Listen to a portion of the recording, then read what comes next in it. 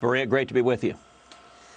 So before we get to the vote on Amy Coney Barrett, let me get your take on what we're hearing from Director Ratcliffe and Director Wray in terms of this foreign influence or interference, as they say, on the election. What should we be focused on, and what should Americans be worried about this?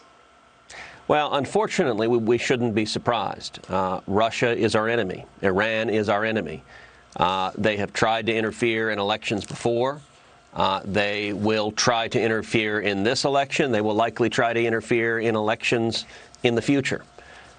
We need to be aware of it, and we need to be working to maintain the integrity of our election. And, you know, it's interesting. There are a couple of ways that a hostile player can interfere with an election. One way to do it is what Russia and Iran apparently are doing here, which is creating false and fraudulent content and blasting it out to voters and having them believe it's real.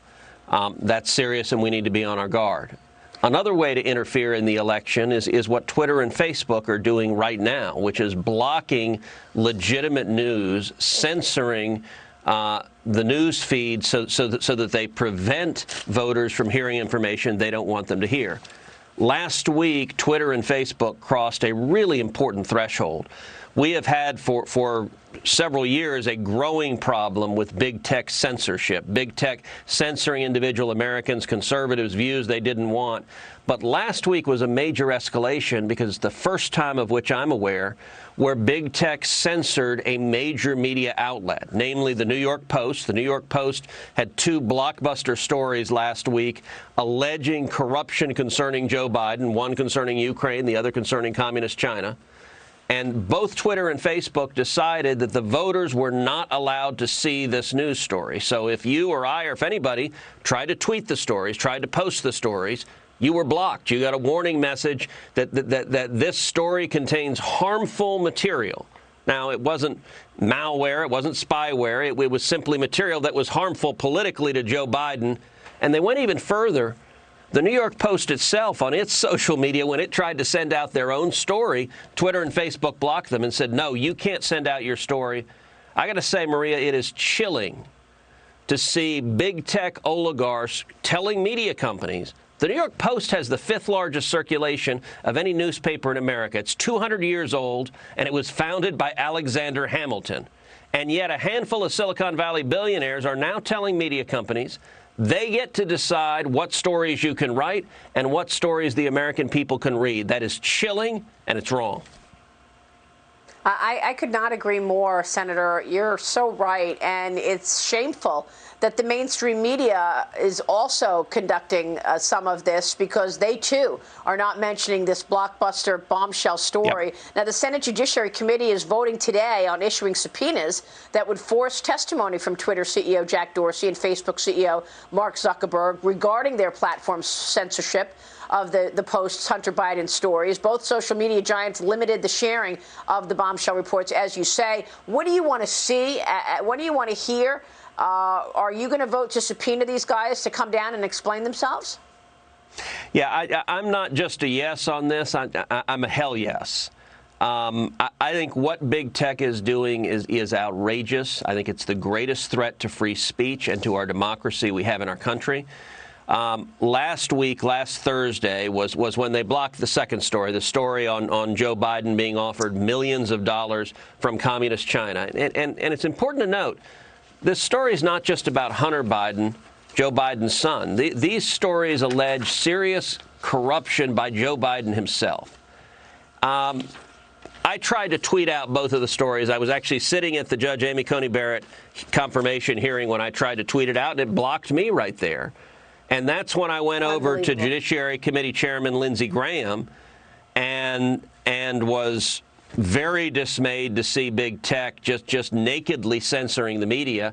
And so Lindsey and I went out and talked to the TV cameras right there, and we announced then that the Judiciary Committee was going to be voting this week to subpoena Jack Dorsey and Mark Zuckerberg, the CEOs of Twitter and Facebook, to explain what in the hell they're doing. Because I think big tech CEOs are drunk on power right now, and it's not acceptable. Well, you know, these companies have become more powerful than anybody expected. They've got that protection, the liability protection, Section 230, the DOJ filing an antitrust lawsuit against Google for that reason, because they say that the company is preserving a monopoly on internet searches. And you have to believe it, since Google has 90% market share in search. We haven't seen the Hunter Biden story on Google either. And let me just point out one of the emails in question about this Hunter Biden story. And this is an email from Hunter Biden to the executive at one of those Chinese companies that you referred to. And he writes, "My understanding is that the original agreement with the director was for consulting fees based on introductions alone at a rate of $10 million a year for a 3-year guarantee of $30 million. The chairman changed the deal after we met in Miami to a much more lasting and lucrative arrangement," he says, "to create a company 50% owned by me and 50% owned by him.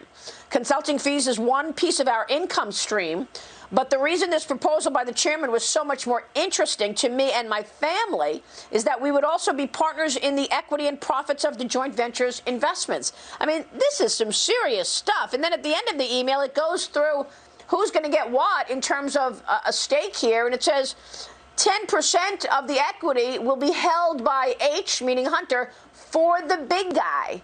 For the big guy, assuming that's Joe Biden. We haven't heard Joe Biden say anything about this. Does it come up tonight? I mean, do you think the American people understand that Hunter Biden is doing deals, getting payouts from these foreign companies while his father is the vice president of the United States, potentially doing policy arrangements with the governments of those countries? Well, I think we've seen a complete media dereliction of duty because they're not asking these questions to Joe Biden. Joe Biden isn't answering it. The Democratic talking point that's been pushed out on this is that this is all Russian disinformation. Well, okay, if you have evidence of that, actually put out the evidence. If the emails are fake, everyone wants to know. If this isn't real, that's very important to know and understand. But, you know, Sherlock Holmes famously wrote about the dog that didn't bark. What is interesting and revealing here is what Joe Biden and his campaign isn't saying. The Biden campaign has not alleged this isn't Hunter Biden's computer. They haven't disputed that it's Hunter's computer. The Biden campaign has not alleged these emails aren't real, they're fake, they're fraudulent. They haven't said that at all.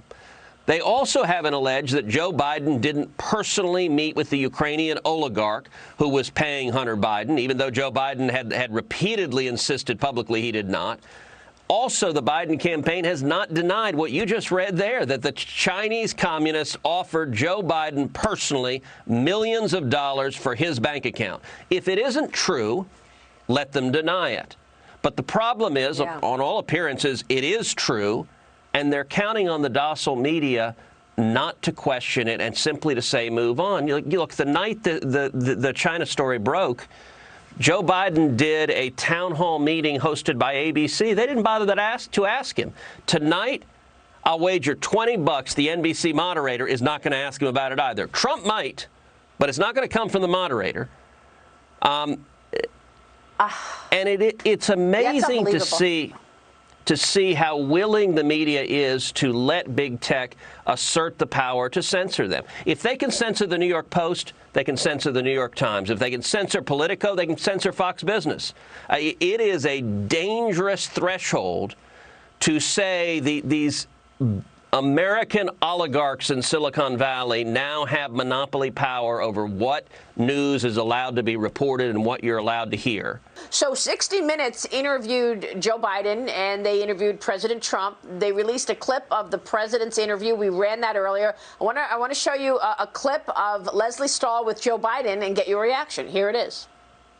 If elected, what I will do is I'll put together a national commission bipartisan commission of scholars, constitutional scholars, Democrats, Republicans, liberal, conservative, and I will ask them to, over 180 days, come back to me with recommendations as to how to reform the court system because it's getting out of whack, the way in which it's being handled.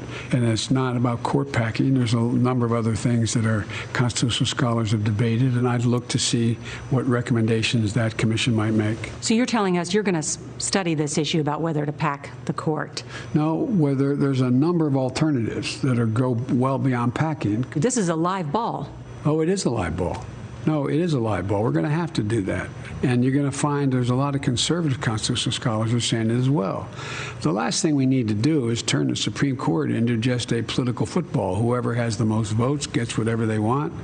Presidents come and go. Supreme Court justices stay for generations. So, Senator, there he was talking about his plans to redo the Supreme Court. The Senate Judiciary Committee is set to approve Judge Amy Coney Barrett's nomination to the Supreme Court later today. And now you've got Senate Democrats saying that they're going to boycott the vote altogether, while Joe Biden is telling us that's one of his priorities, Senator, to change the Supreme Court. He is backing away from, necessarily packing it with liberals, but he just said that this is a priority of his. Yeah, that video was really chilling. Joe Biden said that his objective is to go, quote, well beyond packing. Packing the Supreme Court, FDR tried to do. It's an abuse of power. It would destroy the independence of the judiciary. The Democratic Party in 1937 rejected FDR's attempt to do it, and that's what Joe Biden wants to do. It's abusing the court. We need to preserve the independence of the court, and we need to defend our constitutional rights. Actually, I'm stunned that he said that to 60 Minutes. I really am. I watched it for the first time the way you did. Senator, it's always a pleasure to talk with you. Thank you, sir. We'll see you soon. Maria. Senator Ted Cruz.